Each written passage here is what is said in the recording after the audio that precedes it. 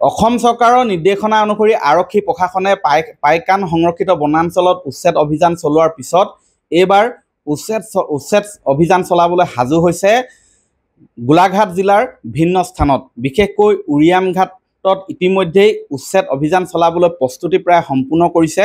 ইয়াৰ উৰিয়ামঘাটৰ পিছত তাৰ সমীপৱৰ্তী মেৰাপানীতো চলাব উচ্ছেদ অভিযান। এই তথ্য বৰ্তমান প্ৰকাশ কৰিছে চৰকাৰী পক্ষই আৰু ইতিমধ্যেই ভিডিঅ' সংগ্ৰহৰ কাম সম্পূৰ্ণ কৰিছে। সাজু হৈছে আৰক্ষী প্ৰশাসন উচ্ছেদ চলাবলৈ। এই উচ্ছেদ অভিযানক কিন্তু একাংশই বিৰোধিতা কৰিছে, বিশেষকৈ বিৰোধী ৰাজনৈতিক দলসমূহে ইয়াক অমানৱীয় আখ্যা দিছে। কিন্তু অসমৰ বহু জাতীয় জনগোষ্ঠীয় সংগঠনে কিন্তু খিলঞ্জীয়া লোকে এই উচ্ছেদ অভিযানক সমৰ্থন জনাইছে।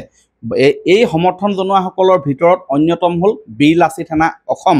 বীৰলাচি থানা অসমৰ মুখ্য প্ৰশাসনিক সচিব শৃংখল চলিহাই ইতিমধ্যেই ছ'চিয়েল মাধ্যমত স্পষ্ট কৰিছে যে যদিহে উৰিয়ামঘাটত বা মেৰাপানীত উচ্ছেদ অভিযান চলায় তেনেহ'লে আৰক্ষী প্ৰশাসনক সহযোগ কৰিব বা যিসকলে আৰক্ষী প্ৰশাসনক আক্ৰমণ কৰিবলৈ যাব বা বিৰোধিতা কৰিব তেওঁলোকৰ বিপক্ষে থিয় দিব বীৰলাচি থানা অসম। এই কথা স্পষ্ট কৰিছে। মোৰ কাষত বৰ্তমান বীৰলাচি থানাৰ শৃংখল চলিহা আছে। শৃংখল চলিহা মুখ্য প্ৰশাসনিক সচিব। মই জানিব বিচাৰিম সাজু হৈছে নেকি? সাজু মানে কথাটো হৈছে যে আক্ৰমণ হ'লে প্ৰত্যাক্ৰমণ হ'ব লাগিব। আজি গোলাঘাটৰ দৰে জেগাত যদি বাংলাদেশী 500 ঘৰ মানুহে আহি 5000 বিঘা মাটি দখল কৰে, তাত খিলঞ্জীয়া মানুহৰ আপত্তি থাকিব। আৰু এই বাংলাদেশীৰ যিটো উচ্ছেদৰ প্ৰক্ৰিয়াটো চলি আছে, এইটো ধৰ্মকেন্দ্ৰিক হ'ব নালাগে, এইটো জাতিভিত্তিক হ'ব লাগে। আৰু এটা কথা মই স্পষ্টকৈ আমি কৈছোঁ যে বাংলাদেশীৰ লগত কোনো কাৰণত কোনো ক্ষেত্ৰত কম্প্ৰমাইজ কৰা নহ'ব। এখন সংগ্ৰামলৈ খিলঞ্জীয়া মানুহ সাজু হ'ব লাগে। উৰিয়ামঘাটলৈ যাব? নিশ্চয় উৰিয়ামঘাটলৈ যাম, আৰু কেতিয়া যাম এইটো মই নকওঁ ৰাজহুৱাকৈ, আমি যাম।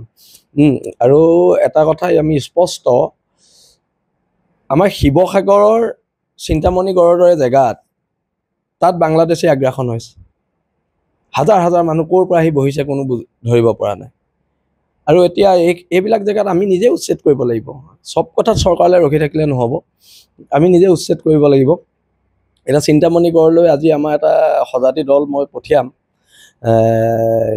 তাৰপিছত বা আমি নিজেও যাম, কথাবিলাক চাই লওঁ। আৰু উৰিয়ামঘাট যাম আমি, আৰু তাত উচ্ছেদ কৰিব লাগিব চৰকাৰে, আৰু নকৰিলে আমি কৰিম, স্পষ্ট কথা। বাংলাদেশী বা সন্দেহজনক নাগৰিক আচলতে গোটেই বিষয়বোৰ আচলতে নিৰ্ভৰ কৰে তথ্য পাতিৰ ওপৰত। যদিহে বাংলাদেশী হয় তেনেহ'লে চৰকাৰৰ দায়িত্ব নহয়নে সেই বাংলাদেশীসকলক বিতৰণ কৰাৰ বা বাংলাদেশলৈ ঘূৰাই পঠিওৱাৰ ব্যৱস্থা কৰাৰ? নিশ্চয়কৈ। কিন্তু এতিয়া কথাটো হৈছে কি, এই সন্দেহযুক্ত মানুহখিনিয়ে আমাৰ খিলঞ্জীয়া মানুহৰ যিটো জনগাঁথনিটো আমাৰ চেঞ্জ কৰি দিছে। এইটো প্ৰব্লেমটো তাত হৈছে, আমাৰ জনগাঁথনি চেঞ্জ কৰি দিছে। আজি আমাৰ খিলঞ্জীয়া মানুহৰ প্ৰত্যেক ঘৰত, খিলঞ্জীয়া হিন্দুৰে হওক, খিলঞ্জীয়া মুছলমানেৰে হওক, খিলঞ্জীয়া খ্ৰীষ্টানৰে হওক, এটা দুটা ল'ৰা ছোৱালী, তেওঁলোকৰ 10-12টা ল'ৰা ছোৱালী, পৰ্যায়ক্ৰমে সংখ্যাটো সিহঁতৰ বাঢ়ি গৈ আছে, আমাৰ কমি গৈ আছে। এতিয়া কথাটো হৈছে যে ভৱিষ্যতলৈকে ৰাজনৈতিকভাৱে সিহঁতি শক্তিশালী হ'ব, ভৱিষ্যতলৈকে সকলো ক্ষেত্ৰত সিহঁতি শক্তিশালী হৈ যাব, কাৰণ আমাৰ সংখ্যা কম, সিহঁতৰ সংখ্যাটো বেছি। এতিয়া কথা বতৰাবিলাক এইটোৱে যে এইখনে শেষ যুদ্ধ হ'ব, যদি শৰাইঘাটৰ শেষ যুদ্ধ বুলি ক'বলগীয়া এখনে হ'ব। আৰু মই কংগ্ৰেছ বিজেপি দুইটা দলকে অনুৰোধ কৰিছোঁ, ধৰ্মৰ আফিম খাই আপোনালোকে ৰাজনীতি নকৰিব, জাতীয়তাবাদৰ কেঁচা তেজ খাই আপোনালোকে ৰাজনীতি কৰক। কাৰণ আজি হিমন্ত বিশ্ব শৰ্মা অসমৰ মুখ্যমন্ত্ৰী, গৌৰৱ গগৈ ভাবিছে তেওঁ কাইলৈ মুখ্যমন্ত্ৰী হ'ব, কিন্তু কথাটো হৈছে খিলঞ্জীয়া মানুহৰ কিমান দিনলৈ মুখ্যমন্ত্ৰী হ'ব? আজি খিলঞ্জীয়া মানুহ, শৰ্মা উপাধিৰ মানুহ, গগৈ উপাধিৰ মানুহ, শইকীয়া উপাধিৰ মানুহ, হাজৰিকা উপাধিৰ মানুহ কিমান দিনলৈ অসমত চিফ মিনিষ্টাৰ মন্ত্ৰী হৈ থাকিব পাৰিব? সেইটোহে ডাঙৰ কথা। ডাঙৰ কথাটো কোনে কংগ্ৰেছ কৰিছে, কোনে বিজেপি কৰিছে ডাঙৰ কথাটো নহয়, ডাঙৰ কথাটো হৈছে জাতি বাচি থকাটো। ৰাজনীতিকৰণ বা ধৰ্মীয়কৰণ হ'ব লাগে। মুঠতে বাংলাদেশী যদি হয় উচ্ছেদ কৰিব লাগে আৰু বিতৰণ কৰিব লাগে, উচ্ছেদ কৰিব লাগে। এতিয়া মানে ইহঁতক উচ্ছেদ কৰি প্ৰথম ডিটেনশ্যন কেম্পত ৰাখিব লাগে, তাৰপিছত পিছত দেখা যাব।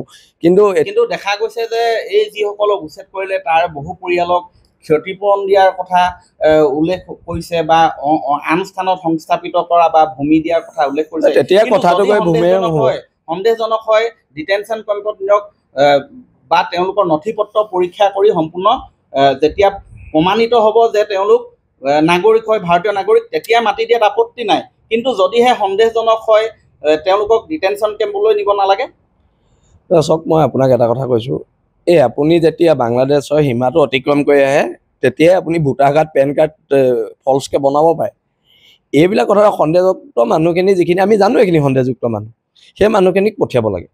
আৰু কথা বতৰাবোৰ এনেকুৱা নহয় এতিয়া মানে আমি বেছি আইন কৰি থকাৰ কাৰণে আমাৰ জাতি শেষ হৈছে। কিছুমান কাম নিজেও জাতিটো বচাবলৈ আমি কৰিব লাগিব। আৰু সেইকাৰণে মই কৈছোঁ যে এখন সংগ্ৰাম, আৰু এইখনে যদি সঁচাকৈ হয় শৰাইঘাটৰ শেষ যুদ্ধ এইবাৰেই হৈ যাওক।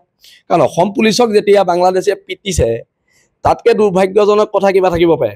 আমাৰ খিলঞ্জীয়া ল'ৰাক মাৰি মূৰ ফালি দিছে, হাজাৰ হাজাৰ মানুহ সিহঁতি বিভিন্ন ধৰ্মীয় শ্লোগানে ওলাই আহিছে। এই কথা বতৰাবিলাকে আমাৰ জাতিটোৰ অদূৰ ভৱিষ্যতলৈ আমাক প্ৰভাৱিত কৰিব।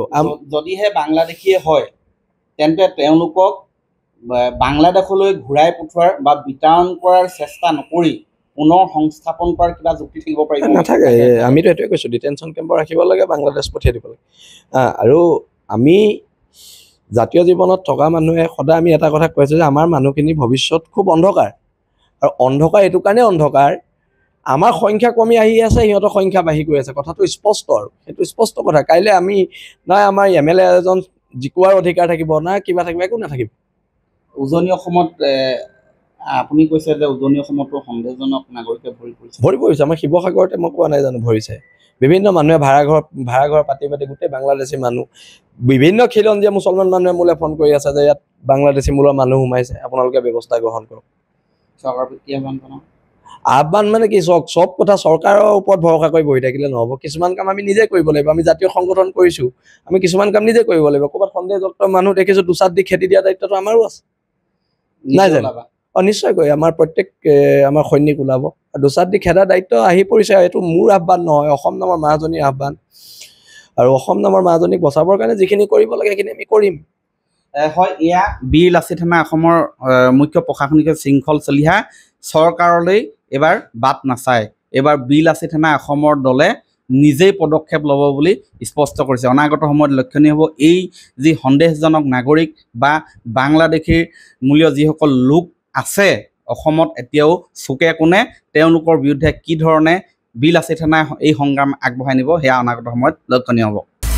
আপুনি বিচৰা বাতৰি পাব কেৱল নিউজ 18 এপত। নিউজ 18 এপ ডাউনলোড কৰিবলৈ স্কেন কৰক এই QR কোড। গুগল প্লে ষ্টৰতো পাব এই নিউজ 18 এপ।